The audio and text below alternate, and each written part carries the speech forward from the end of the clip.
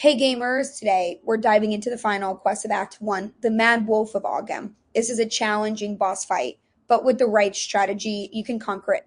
To start, head to Ogham Village and enter the Ogham Manor. Navigate through the manor's treacherous halls, defeating gargoyle demons, iron thrusts, and iron guards. Once you reach the arena, prepare for a fierce battle against Count Jinner, the Mad Wolf. The fight has two phases. In the first phase, Jinner alternates between human and wolf forms.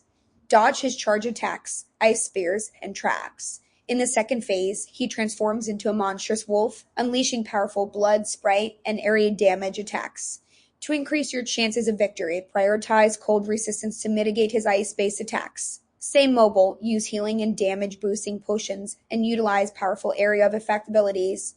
Defeating the Mad Wolf is a significant milestone in your Path of Exile 2 journey. With this victory, you'll unlock Act 2 and embark on a new adventure. Remember to explore the manor thoroughly for hidden chests and secrets. Good luck, Exiles.